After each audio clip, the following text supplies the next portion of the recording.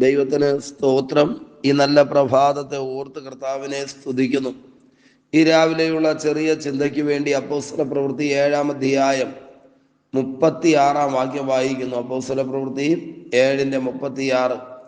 അവൻ മിസ്രയീമിലും ചെങ്കടലിലും 40 സംവത്സരം മരുഭൂമിയിലും അതിശയങ്ങളും അടയാളങ്ങളും ചെയ്ത് അവരെ നടത്തിക്കൊണ്ടുവന്നു. പ്രിയരെ, ഈ അനുഗ്രഹിക്കപ്പെട്ട തിരുവചനത്തെ ഓർത്ത് ദൈവത്തെ മഹത്വപ്പെടുത്താം. സ്തേഫാനോസിന്റെ പ്രസംഗത്തിന്റെ ഭാഗമാണ് ഈ രാവിലെയുള്ള ചിന്തയ്ക്ക് വേണ്ടി നമ്മൾ എടുത്തത്. ഈ വാക്യത്തിനകത്ത് സ്തേഫാനോസ് സധൈര്യം വിളിച്ചു പറയുകയാണ്, ദൈവം മിസ്രയീമിൽ നടത്തുന്ന ദൈവമാണ്, ദൈവം ചെങ്കടലിൽ നടത്തുന്ന ദൈവമാണ്, മരുഭൂമിയിൽ വഴി നടത്തുവാൻ ദൈവത്തിന് കഴിയുമെന്ന്. നടത്തുന്ന ദൈവത്തെക്കുറിച്ചാണ് ആധികാരികമായി ഉറപ്പോടെ സ്തേഫാനോസ് ഈ വാക്യത്തിനകത്ത് പ്രസ്താവിക്കുന്നത്. പ്രിയരെ, നിശ്ചയമായിട്ടും എത്ര വലിയ പ്രതിസന്ധികളുടെ നടുവിലും പ്രതികൂലങ്ങളുടെ നടുവിലും കൈക്ക് പിടിച്ച് നമ്മെ നടത്തുവാൻ കഴിയുന്ന ദൈവകരങ്ങളിലേക്ക് ഏൽപ്പിച്ചു കൊടുക്കാമോ? നിശ്ചയമായിട്ടും ദൈവപ്രവൃത്തി ഈ പ്രഭാതത്തിൽ നമ്മുടെ ജീവിതത്തിൽ വെളിപ്പെടുവാൻ തക്കവണ്ണം ദൈവം നമ്മോട് കരുണ കാണിക്കട്ടെ. ഒന്നാമത്തെ കാര്യം ഈ വാക്യത്തിനകത്ത് എഴുതിയിരിക്കുന്നത്, ദൈവം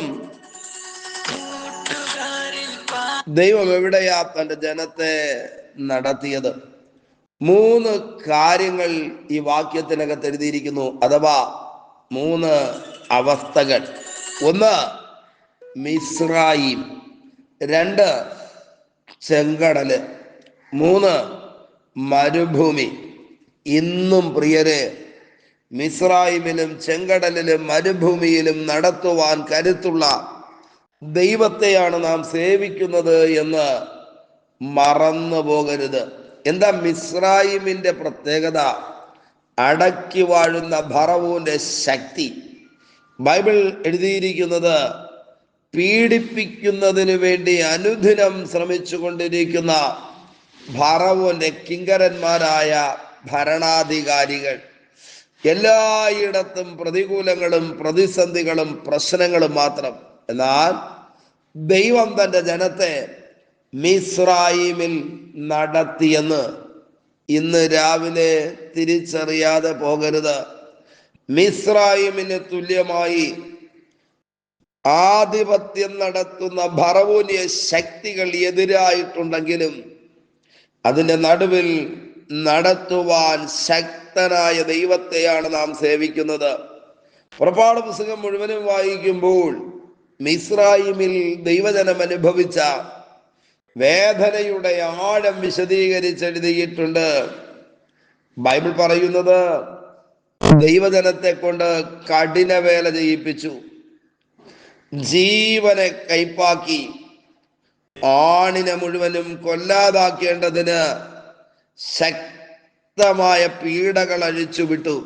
ഈ പ്രഭാതത്തിൽ മിസ്രയീം ഒരവസ്ഥയാണെങ്കിൽ, മിസ്രയീമിയ അനുഭവങ്ങളിലൂടെ കടന്നു പോകുന്ന ആരെങ്കിലും ഇന്ന് പകൽ ഈ സന്ദേശം കേൾക്കുന്നെങ്കിൽ ഞാൻ ഉറപ്പോടെ പറയാം, മിസ്രയീമിൽ നടത്തുവാൻ കരുത്തുള്ളൊരു ദൈവമുണ്ട്.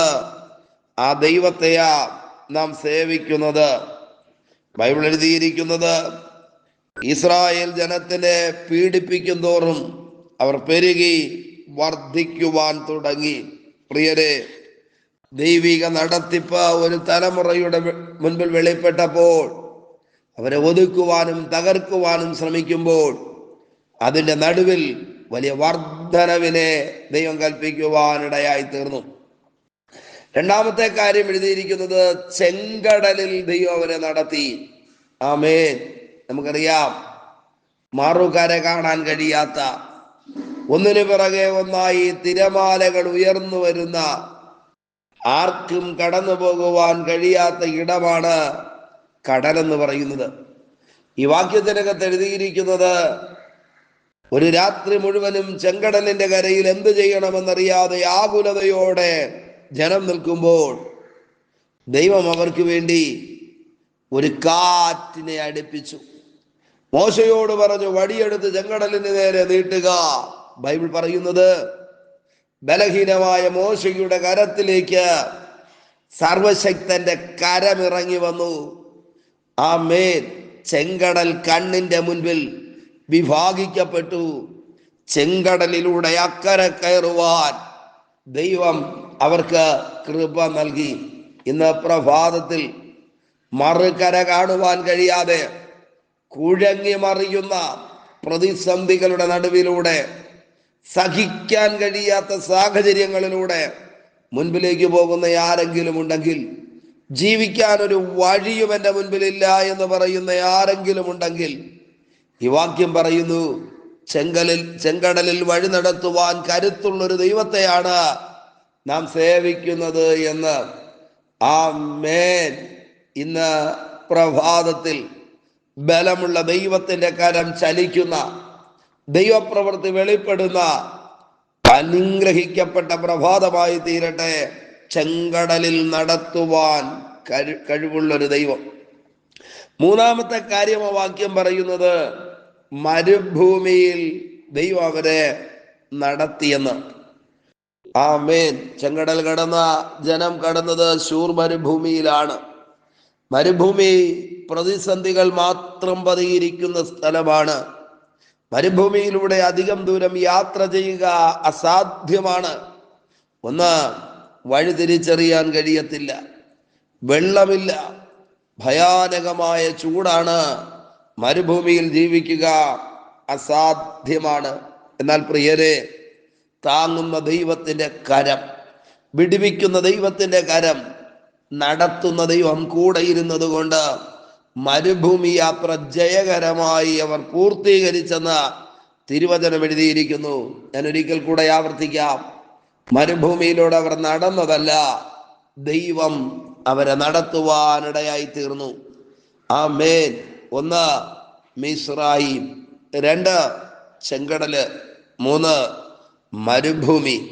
ഈ അനുഭവങ്ങളിലൂടെ ദൈവം തന്റെ ജനത്തെ നടത്തി. പ്രതിസന്ധികളുണ്ടോ? കഷ്ടതകളുണ്ടോ? വേദനകളുണ്ടോ? നടത്തുവാൻ കരുത്തുള്ള ദൈവത്തിന്റെ കരങ്ങളിലേക്ക് ഈ പ്രഭാതത്തിൽ ഏൽപ്പിക്കാമോ? വലിയ ദൈവപ്രവൃത്തി വെളിപ്പെടും. ഈ ദിവസത്തിന്റെ അനുഗ്രഹത്തിന് വേണ്ടി ചേർന്ന് പ്രാർത്ഥിക്കാം ദൈവത്തോട്. പരിശുദ്ധനായ ഞങ്ങളുടെ നല്ല ദൈവമേ, സ്വർഗസ്ഥ പിതാവേ, ഈ വിലയേറിയ പ്രഭാതത്തിനായി സ്തോത്രം ചെയ്യുന്നു. ഈ സന്ദേശം കേട്ടുകൊണ്ട് പ്രാർത്ഥിക്കുന്ന മുഴുവൻ പേരെയും ദൈവകരങ്ങളിലേക്ക് ഏൽപ്പിക്കുന്നു. ഓരോരുത്തരെയും അനുഗ്രഹിക്കും. തിരുകരം അനുകൂലമായിരിക്കുന്നത് കൊണ്ട് നന്ദി. അധികാരമുള്ള യേശുവിന്റെ നാമത്തിൽ പിതാവേ, ആമേൻ, ആമേൻ. Okay, God bless you. ദൈവമായ കർത്താവ് എല്ലാവരെയും ധാരാളമായി അനുഗ്രഹിക്കട്ടെ. ആമേൻ, ആമേൻ.